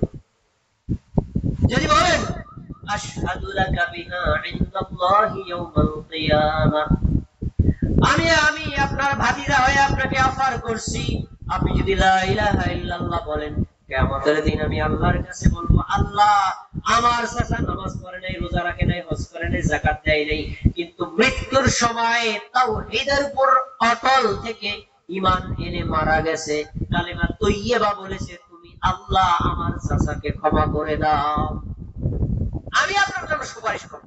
আপনি একটু বলেন না লা ইলাহা ইল্লাল্লাহ। একটা পয়েন্ট এখানে বলে দিচ্ছি, পৃথিবীর যত মানুষ আছে, যদি কেউ মুসলমান হয়, শুধু লা ইলাহা ইল্লাল্লাহ মুসলমান বললে মুসলমান হতে পারবে না। তাকে কি বলতে হবে? আশহাদু আল্লা ইলাহা ইল্লাল্লাহ ওয়া আশহাদু আন্না মুহাম্মাদার রাসূলুল্লাহ। কি বলতে হবে? আশহাদু আল্লা ইলাহা ইল্লাল্লাহ ওয়া আশহাদু, কালিমা শাহাদাত বলতে হবে। কিন্তু আমাদের নবী তার চাচাকে বলছেন, আপনার মুহাম্মদ রাসূলুল্লাহ বলা দরকার নেই, আপনার জন্য গুড অফার, আপনি শুধু বলবেন লা ইলাহা ইল্লাল্লাহ। আপনারে কিভাবে জান্নাতে নেওয়া দরকার কি নিতে হয় দায়িত্ব আমার। আবু তালেবের মনটাকে বলে আচ্ছা, পড়ার সময় ভাবি সে কথা কইছি, লা ইলাহা ইল্লাল্লাহ বলি। মুখটা যখন পরিবর্তন হয়েছে, দেখি আপনাদের মনে আছে কিনা, আবু তালেবের পাশে কে কে বসা বলেন? আবু জাহেলের পাশে আব্দুল্লাহ ইবনে উমাইয়া। এরা কি কাফের নাকি মুসলমান? এখন আবু জাহেল চিন্তা করতেছে মৃত্যুর সময় কালেমা পড়ে মুসলমান হয়ে যাবে। এবার আবু জাহেল আবু তালেবকে বলছে, ক্বালা আবু জাহালিন শব্দটা এখন এরকম আছে, ইয়া আবা তালিব আতারগাবু আন মিল্লাতি আব্দুল মুত্তালিব, হে আবু তালিব, তুমি কি তোমার বাপ দাদার ধর্ম ছাইড়া দিবা?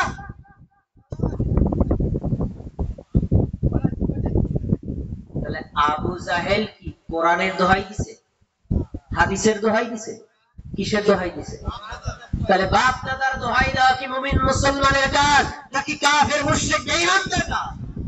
কিন্তু বড় দুঃখের বিষয়, বর্তমান সমাজে আমাদের মুমিন মুসলমানদের মধ্যে অনেক আছে, আরে নতুন নতুন কত হাদিস বাইরে, সেগুলো আমাদের শোনাও দরকার নেই, জানাও দরকার নেই, কত আমরা মানিও না, বাপ দাদা যা করছে তাই করবো, বাপ দাদা পূজা করলে পূজাও করবে, এমন মুসলমান আছে না নাই? এরা কখনো হেদায়েত পাবে না। তাহলে আমরা বাপ দাদার অনুসরণ করব, কিন্তু কখনো অন্ধ অনুসরণ করা যাবে না। একটা উদাহরণ দিই, কষ্ট পাবেন তারপরে দিয়ে যাই বাবারা। নবী সাল্লাল্লাহু আলাইহি ওয়াসাল্লাম বলছেন, কোন মানুষ যদি মারা যায়, তাহলে প্রতিবেশী যারা আছে, আত্মীয় স্বজন, তারা 3 দিন পর্যন্ত মৃত ব্যক্তির আত্মীয় স্বজনদের রান্না করে খাবার দিয়ে আসবে, বাবা খাও, কারণ ওনার শোকাহত। 3 দিন পর্যন্ত, 3 দিন পর শোক থাকবে না, 4th দিন থেকে আর খাবার দেবা না, ওরাই রান্না করে খাবে। খেয়াল করে শোনেন, 3 দিন পর্যন্ত মৃত ব্যক্তির বাড়িতে খাবার খাওয়া হারাম, বরং তাদেরকে খাবার আমাদেরকে দিতে হবে। কিন্তু আমাদের সমাজে দেখবেন কিছু বাড়ি আছে, মৃত ব্যক্তির বাড়িতে খাবার দিবে তো দূরের কথা, মুসমাইয়া খায়, আছে না নাই? আছে না নাই? এটা কোরআনে নাই, হাদিসেও নাই। মৃত ব্যক্তির মৃত্যুর পর 3 দিনের দিন, 10 দিনের দিন, 40 দিনের দিন, মৃত্যুবার্ষিকীতে প্রত্যেক মৃত্যুবার্ষিকীতে জিয়াফতের আয়োজন করে খাওয়ানো হয়, না আছে কোরআনে, না আছে হাদিসে, ইসলামের কোনো নীতি নাই। তারপরেও চলছে। কোন ভাইরে যদি বুঝায় বলে ভাই এটা কোরআন হাদিসে নাই, বেদাতি আমল, এটাকে বর্জন করেন, ভাই এটা আমরা জানি, বাপ দাদা করে আসতেছে, কিভাবে ছাড়ি? তাহলে বাপ দাদার পূজা কারা করে? কাফের মুশরিকরা করে। আপনি মুমিন মুসলমান হয়ে আপনি কথা কিভাবে বলেন? এই জন্য আমরা কখনো বাপ দাদার অন্ধ অনুসরণ দোহাই দিয়ে এইভাবে কোন শিরক এবং বেদাতে লিপ্ত হব না। আল্লাহ আমাদের তৌফিক দান করুন, বলেন আমিন। লিল্লাহি তাকবীর। আজকের মাহফিলের প্রধান বক্তা চলে এসেছেন, আমি আর কথা বাড়াবো না, আমার আলোচনা শেষ করে দিব। ভাই আমি আপনাদের সামনে 5টা পয়েন্ট আলোচনা করেছি, 6টা নম্বর পয়েন্ট আলোচনা করব না। কেন? আমার একটা নীতি, আমার পরে যিনি বক্তা আসেন আমি তাকে অপমান করে আলোচনা করি না। আমি 2 মিনিটের আলোচনা শেষ করে দিব। আমি এতক্ষণ আপনাদেরকে সবাই রাগাইছি, কষ্ট দিচ্ছি, আমি বুঝতে পারছি। এই করা যাবে না, সেই করা যাবে না, এই করা যাবে না, কিছু আমল না দিয়ে গেলে বলবেন কি কথা আছে ভাই, এটা আমল শিখাই দিয়ে গেল না। আপনাদের ছোট্ট 2-3টা আমল শেখাই দিব ইনশাআল্লাহ। আপনারা এই আমলগুলো যদি করেন আল্লাহ আপনাদের অনেক বেশি নেকি দিবেন। একটু সবাই খেয়াল করে শোনেন। প্রত্যেক ফরজ নামাজে সালাম ফেরানোর পরে আমরা অধিকাংশ মুসল্লি আছি যে উঠে চলে যাই, কিন্তু কোনো জিকির আজকাল করি না। কয়েকটা জিকির আছে অতি সহজ, বললে অনেক দেখি, আমরা এর মূল্যায়ন করি না। দেখেন তো জিকির গুলো আপনাদের জানা, কিন্তু আমল হয় না, তার ফজিলত না জানার অভাবে। একটু আমল গুলো বলে দিচ্ছি, সবাই আমাদের থেকে শুনবেন। যুবক ভাইরা, বৃদ্ধ চাচারা, একটু আমাদের থেকে। সালাম ফেরানোর পর আপনি এই ডান হাতটাকে খুলবেন, এই হাতের আঙ্গুলের পর দিয়ে, মা বোনরা যারা আছেন পর্দার মধ্যে তারা একটু মনোযোগ দিয়ে শুনেন, হাতের ডান হাতের আঙ্গুলের পর দিয়ে জিকির করবেন। কি জিকির? 33 বার সুবহানাল্লাহ বলেন, সবাই বলেন কি? 33 বার আলহামদুলিল্লাহ বলেন কি? 33 বার আল্লাহু আকবার কি? 3 33 কত হয় ভাই? মনে থাকবে কত হয়? 99। এখন এই হাদিসটা কি? কেউ যদি 3 33 প্রত্যেক ফরজ নামাজের পরে এই জিকিরটা করে, আমাদের নবী বলছেন ওই ব্যক্তির আমলনামায়, সে নারী হোক পুরুষ হোক, ওই ব্যক্তির আমলনামায় আল্লাহ তাআলা 4টি আমলের নেকি দিবেন। 1 হজের নেকি, 2 উমরা নেকি, 3 দানের নেকি, 4 জিহাদের নেকি লিখে দিবেন। সুবহানাল্লাহ। তাহলে ভাই এই 3 33 99 এটা করতে কি বেশি সময় লাগে? আমরা এই আমলটা করতে রাজি আছি ইনশাআল্লাহ? আচ্ছা গেল একটা। আরেকটা 33 বার সুবহানাল্লাহ, 33 বার আলহামদুলিল্লাহ, 33 বার আল্লাহু আকবার। এইটুকু আগের সাথে মিলছে, এর একটু ভিন্নতা আছে। 100 বার পূর্ণ করার জন্য বলবেন লা ইলাহা ইল্লাল্লাহ ওয়াহদাহু লা শারীকা লাহু লাহুল মুলকু ওয়া লাহুল হামদু ওয়া হুয়া আলা কুল্লি শাইইন কাদির। আগের 99 আর এই হলো 1, মোট কত হইছে ভাই? 100। সহিহ মুসলিমের হাদিস, নবী সাল্লাল্লাহু আলাইহি ওয়াসাল্লাম বলেন এই জিকিরটা কেউ যদি ফরজ নামাজের পর পড়ে, সে যদি নারী হয় পুরুষ হোক, যেই হোক না কেন, গুফিরাত খাতায়াহু ওয়া ইন কানাত মিসলা জাবাদিল বাহর, ওই ব্যক্তির গুনাহ যদি সমুদ্রের ফেনার সমান হয় তবুও আল্লাহ ক্ষমা করে দিবেন। আমলটা করতে পারবেন তো ইনশাআল্লাহ? আচ্ছা, এবার আপনাদের মনে একটা প্রশ্ন, আমরা তো এই আমলটা করি না, কিন্তু এইটা করি কি? 33 বার সুবহানাল্লাহ, 33 বার আলহামদুলিল্লাহ, 34 বার আল্লাহু আকবার। এই জিকিরটা মনে অনেক করেন, করেন না আপনারা? করেন। এই হাদিসে বর্ণিত আছে নবী সাল্লাল্লাহু আলাইহি ওয়াসাল্লাম বলেন কেউ যদি এই জিকিরটা করে 33 বার সুবহানাল্লাহ, 33 বার আলহামদুলিল্লাহ, 34 বার আল্লাহু আকবার, লাম ইয়াখিব কাইলুহুন্না, এই আমলটা যে করে আল্লাহ তাকে নিরাশ করবেন না, আল্লাহ তার আমলগুলো কবুল করে নেকি দিয়ে দিবেন। সুবহানাল্লাহ। আরেকটা আমল বলে আলোচনা শেষ করছি, এটা আপনারা অনেকে করেন না। 10 বার সুবহানাল্লাহ, 10 বার আলহামদুলিল্লাহ, 10 বার আল্লাহু আকবার। 3 10 কত হয় ভাই? আমরা দৈনিক কয় ওয়াক্ত নামাজ পড়ি? 1 ওয়াক্তে পড়লাম 30। 5 ওয়াক্ত নামাজের পর যদি পড়ি, 30 কে 5 দিয়ে গুণ দেন, কত হয়? 150। আমাদের নবী বলেছেন সূরা নাসাই হাদিস, কোন আল্লাহর বান্দা বান্দি যদি এই 3 10 30 এক ওয়াক্তে পড়লো, এভাবে 5 ওয়াক্তে পড়ে, দৈনিক সে পড়বে 150 বার। আল্লাহ 150 কে 10 দিয়ে গুণ দিয়ে তাকে 1500 বার পড়ার নেকি দিয়ে দিবেন। সুবহানাল্লাহ। আমলগুলো করতে রাজি আছি তো? কি কি একটু খেয়াল করেন। 33 বার সুবহানাল্লাহ, 33 বার আলহামদুলিল্লাহ, 33 বার আল্লাহু আকবার, একটা আমল। 33 বার সুবহানাল্লাহ, 33 বার আলহামদুলিল্লাহ, 33 বার আল্লাহু আকবার। 100 বার পূর্ণ করার জন্য একবার বলবেন লা ইলাহা ইল্লাল্লাহু ওয়াহদাহু লা শারীকা লাহু লাহুল মুলকু ওয়া লাহুল হামদু ওয়া আলা কুল্লি শাইইন কাদির। গেল দুইটা। তারপরে 33 বার সুবহানাল্লাহ, 33 বার আলহামদুলিল্লাহ, 34 বার আল্লাহু আকবার।